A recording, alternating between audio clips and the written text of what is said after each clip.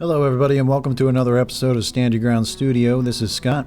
Today's episode is entitled America is a House of Cards, and this video is a part of my Road to World War III series, and it's going to follow largely Donald Trump, the Civil War in America, and secret societies. So we're going to talk about Donald Trump and his ascension to a new level of infamy and his status as the Fuhrer.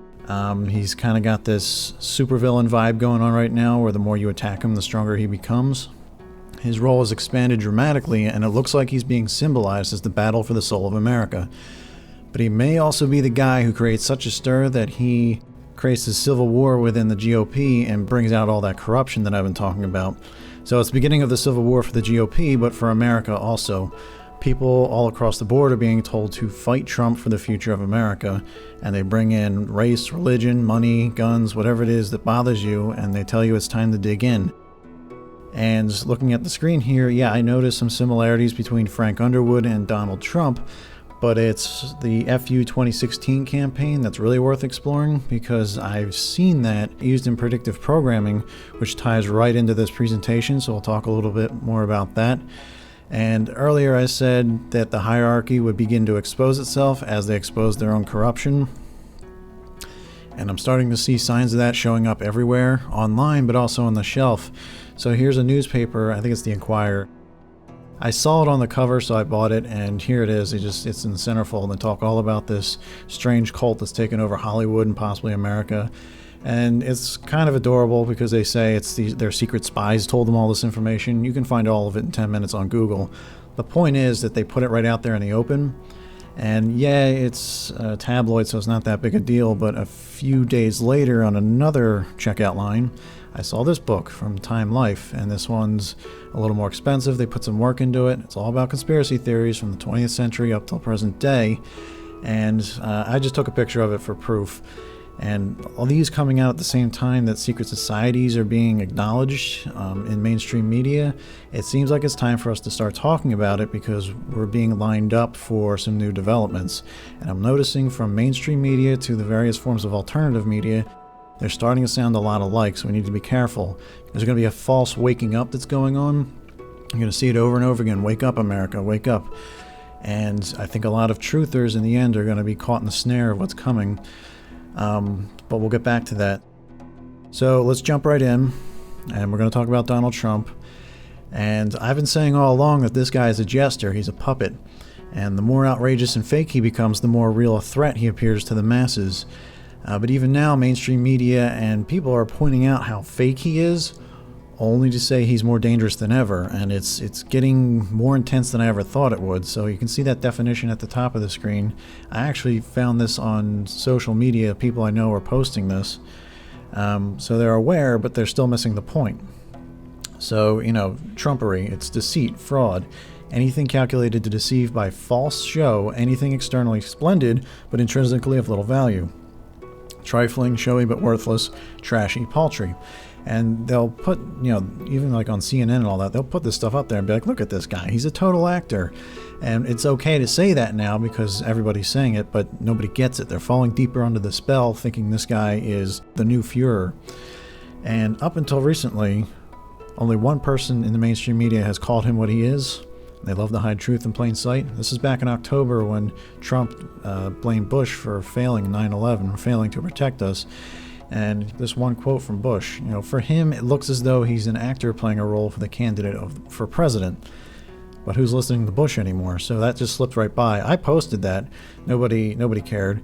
What people love to do is they just want to make fun of Donald Trump. They want to post their little memes. They want to make their little videos. They want to feel like they're smarter than him, not realizing that they're playing into his game and they're feeding him energy.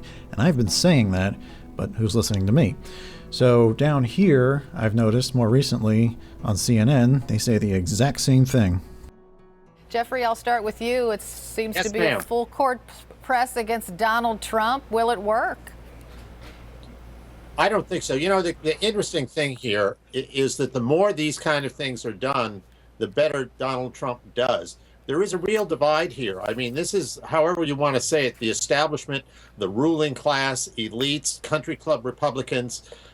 These are folks who are so out of touch with what's going on in America that the more they attack Donald Trump, the better he does. So to be perfectly candid, I mean, I would encourage them. I mean, please, by all means, do this because you're helping him. Okay, so he says it just like I did. Now, I was talking about us and the public, and that we shouldn't be feeding into it. He's talking about the GOP and how they're distancing themselves from their own voter base by attacking him, so they're caught between a rock and a hard place. So here we go. We're bringing up the concept of civil war and how this is a massive turning point for the GOP, and all of a sudden Mitt Romney decides it's time to get up and speak for what's right. He couldn't hold back on Trump anymore. It's amazing how sharp-witted these people become when it's time for them to call out their own BS. So let's go here. I believe with all my heart and soul that we face another time for choosing, one that will have profound consequences for the Republican Party and, more importantly, for the country, said Romney, channeling former President Ronald Reagan in his stunning speech in Utah. But as the article goes on to say, unleashing a Republican civil war is fraught with risk, has staggering implications for the party itself, and appears to fly in the face of grim precedent of divided parties in American political history. So they're referring to the Whig Party. When that divided, the GOP came out of that. So they're really saying is the GOP is not going to live through this without some serious changes. But the Civil War is not contained within the GOP. It is spilled over to America. And here we go. This is just a few of the articles I found saying America needs to wake up to the menace that's coming. People are waking up to a major threat exactly how the elite want them to. And it's working because you can see people are writing open letters, rants, articles, everywhere trying to wake people up.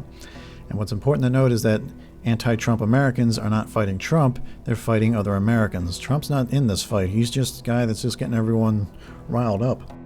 So the Civil War reaches far beyond the GOP, and it's being spurred on by mainstream media and other forces like Anonymous, who's going to come up again and again and again. The more this video developed, the more Anonymous came up. But it's not just secular. The message is also getting spiritual. So this is one of the first articles I read that started this video. Trump's candidacy represents a battle for the soul of America. And we actually saw an article from this guy in my first video on this topic, and he talked about the spirituality of Huckabee versus the Pope.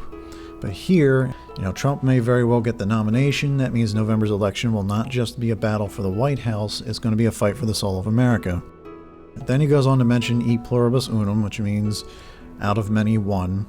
And in contrast to what the founders intended with these words, Trump's campaign has intentionally tried to divide us by playing on the fears of Americans, many of which attach to race, religion, and ethnicity. So what they're doing is, not that he isn't doing that, but they're turning him into a giant symbol, and now all the stuff that truthers have been trying to talk about the fracturing of America, everyone just suddenly gets it. They have the symbol, they have the person they want to hate, and we can just project all of it onto him, and it's like out of nowhere, everyone gets it. Yet they kind of don't. And this author talks about how Trump talks about Muslims and how he has been quoted as saying, I want surveillance of these people, and how he uses the word these people is truly frightening. History has taught us that when a leader dehumanizes a minority group, it can lead to horrific consequences for that group. So we get that historical aspect popping up here, and he goes on to make his call to action by saying, where ethnic and religious groups should not be demonized for political gain or have fewer rights, and where freedom of expression is valued, then you must take a stand in 2016. Our nation's soul depends on it. So we're drawing the line in the sand, and we're getting everyone involved. We're talking right to you as the individual. So this article, the fear here is a leader who encourages violence like he doesn't even need to do it himself. He just needs to look the other way when horrible acts go down. And she's saying is there's a darkness falling over America, but there's always a little bit of light. And she says you are that light. You can't let this old school misogyny get the best of us. So, I know that in a nation founded and wound through with white supremacy and misogyny, change doesn't come without resistance. The backlash we're seeing now, the one that brought us Trump, is the direct result of progress. This is it right here. This is the battle cry. Everyone's going to believe that it's the fight for progress and social justice. That's the carrot at the end of the stick. So this is not a drill, America. Donald Trump, or worse, Ted Cruz, could become president of our nation. Although I'm frightened by what they would do in office, I'm even more frightened about what their supporters would do with a boundless sense of empowerment. So she comes out and says it more directly. I'm more concerned about the fascism that's growing within the people. And that's who we're fighting. So these few articles, they were from the first 9 or 10 days of March. And they were the setup to the immediate payoff, which was the clash at the rally in Chicago. And they're just really letting us know how divided we're becoming, how angry everyone's becoming, and how he is encouraging violence. As he's doing these things, I'm not saying he isn't, because all this stuff is real, actually. That's my point. This article goes on to mention how, outside, after the protest was dispersed, there's a racial mixture of whites, blacks, and Hispanics and Asians. People on both sides are getting really riled up and attacking each other with blind hate. So they even point out one moment where a man on the third floor of a garage leaned over the edge and shouted at protesters, "I don't support Trump." Protester responded with those words right there. Everyone's going to become blind with rage, thinking they're doing society any good. And I have this over here because this stuff is very real. People are very much hurt on day-to-day life. The machine is grinding everyone up, and I don't want to sound like I don't care about that. I do. The point is, there won't be any social justice. If you're hearing this, whoever you are, whether you're affected by race, ethnicity, gender, you have to unplug from the system and understand that fighting the system is a pre-planned event that's coming, and it's not going to save anybody. There won't be social justice. Alright, so here's more examples of them just putting the narrative in plain sight. Run over them pretty quick. Same article. Rahm Emanuel had to speak up, and he's mired in controversy right now. But he says it straight up. For all of us who cherish the ideals upon which our country was founded, the hateful, divisive rhetoric that pits Americans against each other demeans our democratic values and diminishes our democratic process. John Kasich. Tonight, the seeds of division that Donald Trump has been sowing his whole campaign finally bore fruit, and it was ugly. Cruz said a few things. Marco Rubio, he talks about, probably the most important quote here, the images that our world must be looking at now must seem to them like our republic is fracturing.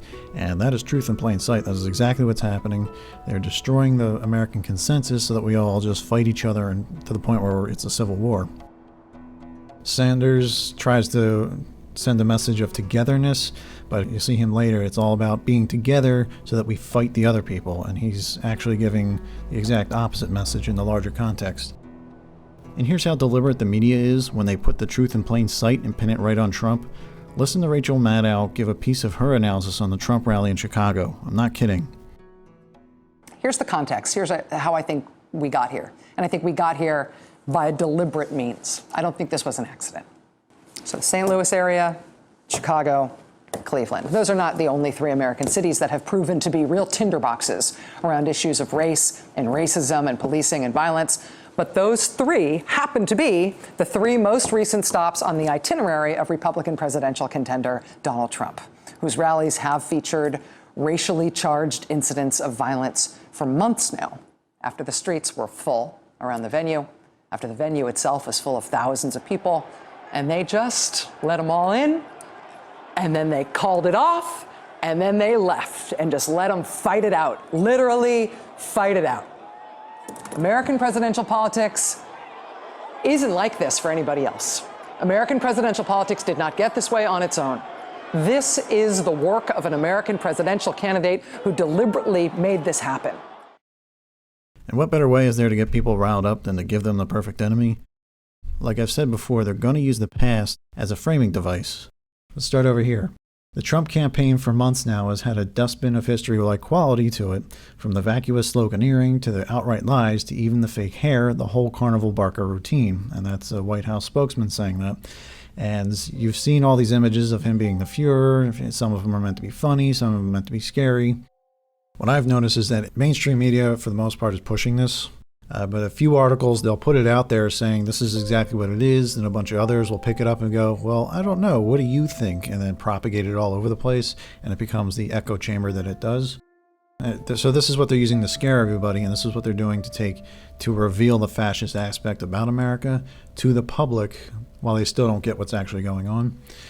And while looking up my earlier definition of Trumpery from Merriam-Webster.com, I kind of got that right there. I don't know, you just can't seem to get away from it right now. It's all kind of lining up too perfectly. And here we go, just a little bit more. He did his raise your right hand and pledge allegiance to me, not the country. Trump's raise your hand gambit was deliberate Nazi-style fascist gesture. And this is an example of how when the media gets on the exact same page and everyone's saying the same thing, it's a blitz and we know it's a setup. And just today, right before I sat down to record this, Anonymous made good on that threat to attack Trump. And they just hacked all of his account and put all of his personal information up, so this is going to escalate fast. But within the video that they posted about it, they say, quote, Donald Trump has set his ambitions on the White House in order to promote an agenda of fascism and xenophobia, as well as a religious persecution of Muslims through totalitarian policies. Now is the time to unite, to fight fascism, to show that we are very serious to stop any proposed Fourth Reich by the fascist Donald Trump. And this is right in line with everything else that's going on. And I'll say it again later, but Anonymous is controlled opposition. Don't listen to him. So again, and here's Bernie Sanders, the American people will defeat Trump. It's that fight. We have to unite so that we can actually fight and create a bigger fracture all across America. So what I'm saying is they're pumping the fear right out there and not apologizing for it. And like the video stated earlier, every attack on Trump seems to make him stronger. He doesn't care. He says he hates this PC culture, but he actually thrives on it. They really want you to begin contemplating what's in our near future. We're heading in this direction, and it's all going to be scripted and controlled the whole time. Trump is just a puppet, and he's going to perfectly represent what is coming in the next couple of years for real. But during the research for this video and the end of the last one, something else kept popping up in the midst of all this, and that was Kevin Spacey in the House of Cards. If you pay attention to the symbolism, it sends a very clear message. And that's this one right here. And in case you haven't heard, the United States Flag Code, Title 4, Chapter 1, Section 8, Respect for Flag. The flag should never be displayed with the Union down except as a signal of dire distress and instances of extreme danger to life or property. And you'll see they first aired one of these ads right in the middle of the GOP debate, and I think I remember hearing people couldn't quite tell the difference on some of it, and it's another example of reality and fiction kind of blending closer and closer together. And some people laughed at the fact that people couldn't tell the difference between Frank Underwood and the GOP candidates. And don't laugh, because they're sending all of us a direct message with this. This isn't really an accident. But I started looking at the promotional material for the show, and I noticed something. First off, yeah, Donald Trump and Frank Underwood, they kind of sound a lot alike. If you look at some of Donald Trump's quotes, with all the bureaucracy, it's virtually impossible. You have to go around everything. I like thinking big. If you're going to think anything, you might as well think big. And you pair that off here with this statement, these are my mottos. I have no patience for useless things like political gridlock and stagnation, and neither should you. Join me. Let's roll up our sleeves together. Let's plow through the stubborn and small-minded and send Washington a message loud and clear. If you stop the video and read that in your head with Donald Trump's voice, it's a pretty close match. What really caught my attention is this, the big FU. And that's the name of the site, fu2016.com. And it's all over the place. Placing the obelisk here was not an accident. That's a big, let's go put our business in everyone else's business. But they put the FU everywhere, all over the site, all over the campaign, and they never let you forget it. And they have a place where you can sign up and join the campaign and download all their materials and just kind of accept it into your life a little bit. And here's one of their materials. And I've seen this before in a very particular context that was kind of the same thing. This is what we're supposed to be saying to society. And it ends up, this ties in perfectly with this video. So I don't know if anybody's seen this show. It's Mr. Robot. And you can see some of the imagery right up front. Our democracy has been hacked. They tell you a lot of truth in plain sight. This thing is absolutely loaded with predictive programming. I'm just going to play the opening seconds of their Season 1 promo and show you how deliberate they are. What I'm about to tell you is top secret. There's a powerful group of people out there that are secretly running the world. I'm talking about the guys no one knows about, the guys that are invisible. The top 1% of the top 1%, the guys that play God without permission. And now I think they're following me. Okay, so this guy right here, he's like a hacker extraordinaire. And what's going on here is he has the opportunity to either work for Evil Corp, which is representative of all the evil corporations of the world. They're behind all politics and money, and they control everything. And he can get a nice paycheck and go to sleep. Or he can join the F Society, a known hacktivist group that is trying to take them down by exposing their evil and exposing information about them so that people kind of take them down. So Mr. Robot blurs the line between our world and this character's world. It has a unique way of crashing through the fourth wall from what I'm reading, where he's talking to the viewer in first person, but he also has a way of kind of pulling you into his world, and at some points he just starts accusing you of being a part of the conspiracy. And another way they do that is, if you haven't seen it in this hacktivist group, they make absolutely no attempt to disguise who it's supposed to represent in real life, which is anonymous. And if you look at their slogan, we are F Society. We are finally free. We are finally awake. So it's that slogan you saw earlier. It's wake up, wake up. It's time to wake up, everybody, which is what truthers have been trying to say. And I will say this right here. I understand there are plenty of individual Anons out there who are just trying to do their best to wake people up. But on the whole, Anonymous is controlled opposition. And if you have spiritual eyes, there's one of your biggest clues right there. My name is Legion, for we are many. But at the same time, you'll notice their messaging is just like what the mainstream media is putting out there. They're kind of controlled. But they're all about flipping the bird to society and to the system. And the next slide, there's going to be some middle fingers up if you're at work or wherever. Over here on the left, you can see that. And it's all about leading the charge, starting a revolution, waking people up. And it's all about saying F you to the system. And to me, there's no better way to show your individuality than to do what you're told and to join an anonymous collective. That's just the way I see it. People don't seem to see the irony in that, collectively we're all going to lose our identity in this. I did see this guy. I think he knows what's up. All right, this last slide, I have to warn you, there's probably some spoilers in there, but this is predictive programming dressed up as entertainment, so we probably shouldn't be too worried about it. I'm going to do my best to avoid telling you too much. So what I will say is that as society gains some traction and the public starts listening, and you can see they have all put on the masks, and they start chanting their slogan, we are finally free, we are finally awake, and this is going to be representative of what's going to happen to the public in general. And you can look up here. What I will also say is that this is Times Square in New York. This is an expensive shot. They didn't leave very much up to chance. I don't know how much they did in post, but you can see some of the background is related to whatever's going on here. These people are all facing the camera. Up above, we have the F Society. That's the force behind them.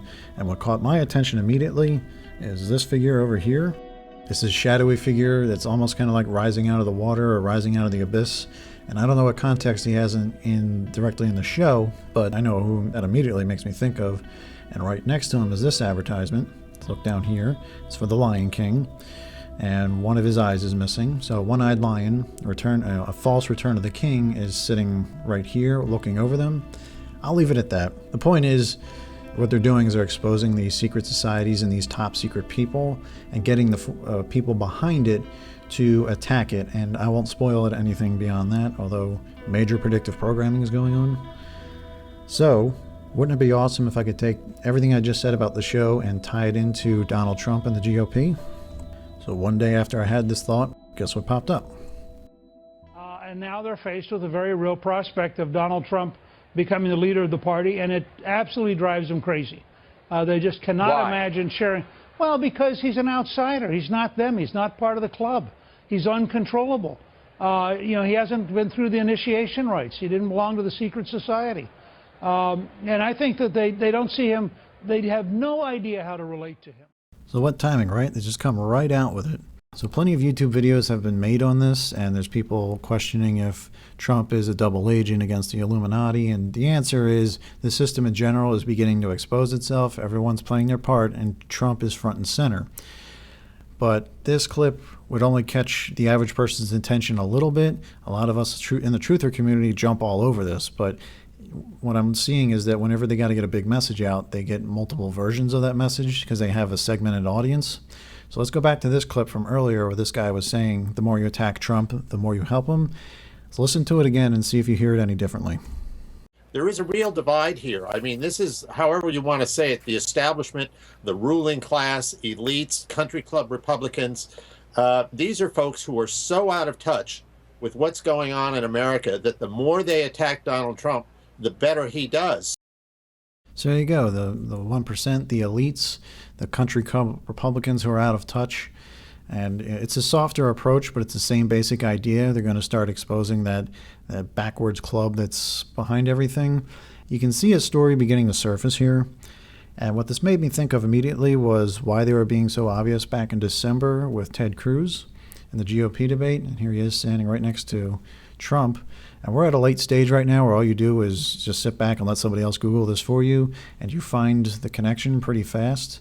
And people don't have to believe in the esoteric side of this to see that there's a connection and be like, wait a minute, something's a little off about this. And they sort of kind of wake up a little bit.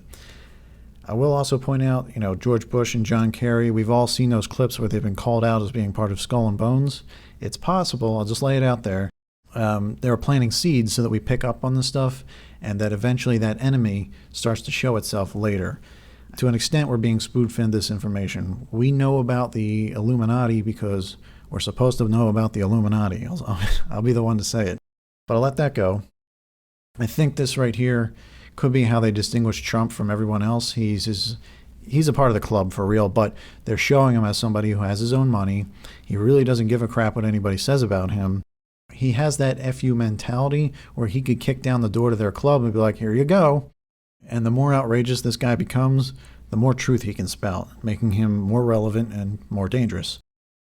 So I'm going to jump back to an article I brought up a couple videos ago, and people reading it will think that they are reading a description about movement conservatives who are in the GOP, and there's an out-of-touch element that we've been talking about, and they pin it on these faces right here.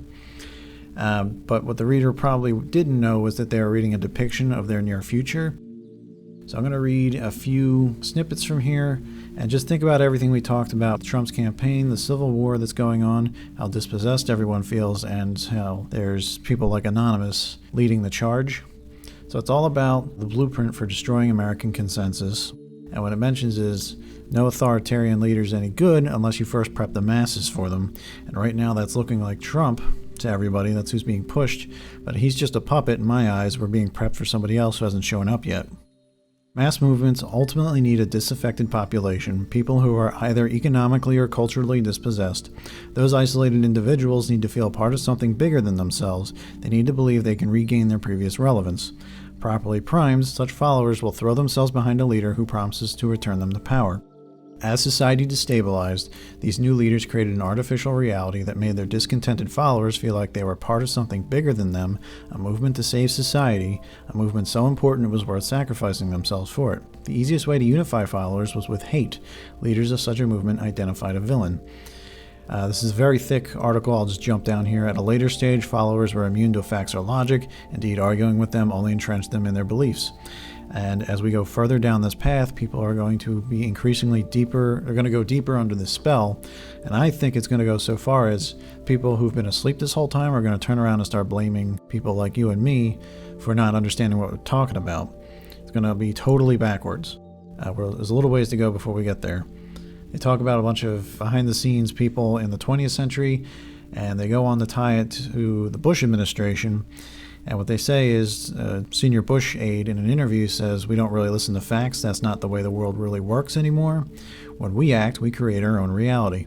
And this article came out the exact same day that John Boehner reportedly said there's an element within the GOP currently that just doesn't get it. They're not realistic.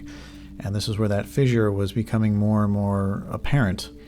So what we're going to do for the end of this video is we're going to dive back into the 20th century, largely talk about the JFK assassination and his administration, and then see how it kind of ties back into the Bush administration. It's not going to be perfect, we're still getting there, but it's very apparent. So sticking with the theme of controlled opposition, here's the Alex Jones channel. They played the Newt Gingrich clip I just showed you. And what do?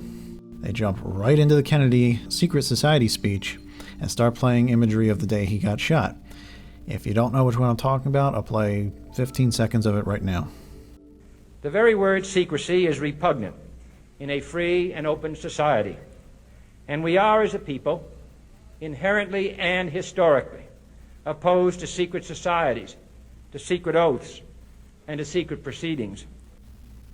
Now, a lot of people have different viewpoints on what that speech actually meant, but in the truther community, he's kind of pointing towards something bigger than just communism. But like I said before in the first video about all this, it seems like the JFK assassination and his whole administration is really important, that we need to revisit it and see that maybe history isn't what we thought it was. And this is another point. A lot of these channels are starting to sound a lot alike one another, so Anonymous posted this a few days later. Jack Kennedy, exact same speech, and then it's a whole bunch of clips we've all seen that gets you angry about the corruption in the world, and it's edited so that the pace picks up and up and up and up until it finally just crashes in on this eyeball that wakes up or looks at the camera and stares it down for about 3 creepy seconds. And it's all about starting the American Revolution. But this eyeball I had to put up on the screen. This is crazy. I mean, it stares you down. It's more than a flash. And if you know anything about one-eye symbolism, I know what influence is behind Anonymous. And when I started placing it on the screen, I actually started to notice something. And it's right in there. So I'm going to bring it up bigger. Okay. And so it's all pitch black in here. Then there's a human shape cut out of a doorway. Then a human-shaped silhouette inside of it. And some people might say, well, it's a reflection of the photographer or something like that. I'm like, no, it's not. Because that's not what it would look like. And two, there's a human-shaped doorway in there. And what does this immediately make me think of? That figure right there. Again, these people are us. F Society is Anonymous, driving them towards, inevitably, that authoritarian leader that's coming. I'm going to leave it at that because I wasn't expecting to find it. It just kind of popped up. So it's an observation. I'll leave it at that for now. If they're going to hit everybody with a particular message, they have to come out with a different version of it for different segments of their audience. And most people are not conspiracy theorists, so this is a little bit much. So what else is out there? So on the left, you have the articles I talked about 2 videos ago. These came out days after that article just above about the movement conservatives. So right after I was thinking, yeah, they're going to dip into the past and reveal older corruption, these came out. CIA director was part of the JFK assassination cover-up. We're learning more about it. And I talked about it in the other video. They kick conspiracy theories aside, but they say history could be different. There's just too much of a ripple effect. They still won't give us all the information. And I started noticing parallels between the Warren Commission and the 9/11 Commission, which kind of got this whole topic going. Over on the right, I did mention this show right here. It's a miniseries, 11/22/63. It's based off of a novel, Stephen King novel, and this character, Jake Epping, falls back in time and has a unique opportunity to maybe stop the JFK assassination. Problem is, we don't really know who was behind it, so he kind of becomes a conspiracy theorist along the way. So it acts as a vehicle where we get to travel with him back in time to see the 60s, and we get to see the situation from a slightly different angle, and they're going to, reveal a little bit of information. And I understand it's fiction, but that's the best way to get this information out. People let their guard down, they kind of dance with the topic a little bit in their head, and they take it in a little bit. And it's an 8-part miniseries, and they didn't make it just to come back and say, yep, history squeaky clean. In the first episode, a character named Al mentions the butterfly effect. Can you imagine what history would be like? We wouldn't have gone through Vietnam War like we did. And he follows that up with another statement saying, you can just sort of feel that something's wrong about history. And it has an interesting framing device where every time he gets too close to the truth, history itself pushes him back because it doesn't want to be discovered or it doesn't want to be changed. And I just found that as an interesting framing device for our own consciousness. Okay, so no matter how well produced it is, not everyone has Hulu, so what else is on? This show is on CNN, or made by CNN. It's election season, so it makes sense that they would come up with this series. This is more of a meat and potatoes production. I won't get too much into it. What they talk about, it's a way of just kind of showing how history is not quite what it looks like. So they talk about how JFK had Addison's disease. His rivals in the 1960 election, they accused him of it rightfully, but JFK and his brother got a parade of doctors out there and they just carefully worded a bunch of statements and got away with it. And you can see here, had the American public known just how sick Jack Kennedy was, he probably could not have been a presidential candidate. And looking this up everywhere else, this is almost an understatement. What they're saying is this would have been an absolute buzzsaw for his candidacy, because it actually is a debilitating neurological disease, and it's just not somebody you want to put in charge of the country who could collapse at any time. So it took 42 years for this information to really come out. A lot of other articles talk about how his administration is not quite what it appears on a lot of levels. And it just brings up that theme of we need to re-explore this. History's not quite what it seems. One other quote, in 1983 from a biographer, he observed that dealing with the Kennedy medical history is in some ways like trying to uncover aspects of vital national security operations. So it's always just tied into something really important that can have a ripple effect all throughout history. So I don't think they talk about the butterfly effects directly in the show, but one day later, this article comes out. Talks all about it. Starts off on this note, if just a few thousand votes in a few key states had gone the other way that day, you could argue that Cuba might now be our 51st state. The world might never have heard the names Neil Armstrong or Watergate.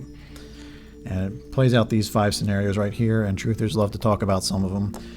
The one I really want to focus on is right here. They got to bring up Reagan again. And, you know, we don't really know the ripple effect it would have had down the timeline. But here's my point. It ends exactly on this note. No, we're not saying that a Nixon victory in 1960 would have meant no President Reagan, but that year does provide a powerful reminder. Votes and elections can change the course of history. And then, boom, right here they just end with this picture from the 2000 election, and they just leave us with this wet fart of a memory from that stolen election, and that's it. It just ends. And they have a way of doing this. They're just hooking everything I just said into the Bush administration, because it's going to be a framing device to say history's not quite what it seems and it's too late for the 60s, but maybe we can change a few things that happened in more recent history before we get drawn into another war. And if you want to see why that's important, check out my other 2 videos, starting with The Road to World War III goes through 9/11, and there's another one about ISIS spreading like a cancer. It's why we're going to come out with all this information about corruption, specifically tied to the Bush administration, their connection with the Saudis, and 9/11, because it's going to spark a global conflict, or something along those lines. I'm not going to end it there, because that's as far as current events have taken us. So let's do a quick recap. You know, Americans are in a state of civil war already, and we're digging in over issues of race, religion, money, etc. So it's going to be it's a fracturing of the republic. Donald Trump is a symbol to the American people that a fascist regime may be in our midst, and the elite are using him to directly expose the old guard in American politics. That's everything we just talked about. In time, this will lead to revelations about 9/11 and spark global conflict. I talked about that in the other videos. There will be a large false awakening in the public, so expect this. Truthers are largely going to take the bait when the, quote, Illuminati reveal themselves as the enemy. Will it be that direct? I'm not sure. It's going to be something, it's going to be more than you expect. Because people need to see the enemy and they need to attack it. Controlled opposition like Anonymous, which just kept popping up in this video, I wasn't even planning that, they're going to lead the public into the upcoming revolution. They're fostering a spirit of rebellion and hate within people who feel disempowered. We need to fight back and say F you to society, to the establishment. So my only point is this. No form of external conflict is going to save you. We can't ascend globally out of this. That's a false spirituality. Only Christ can save you. And that's my call to action. If you don't quite believe that, you need to go back over and start looking over how predictable some of this is and how some of the messaging is all lining up. They're taking us down a certain direction. The best I can say is please find Christ if you haven't, and if you know somebody in your life who still needs to, please just try to wake them up. It's the best we can do. And I kind of have to end there. This video has gotten very long. Thank you for watching. Please go back through all the videos, pass this along, tell me what you think. Until then, like this video, subscribe. Thank you very much. I'll talk to you next time.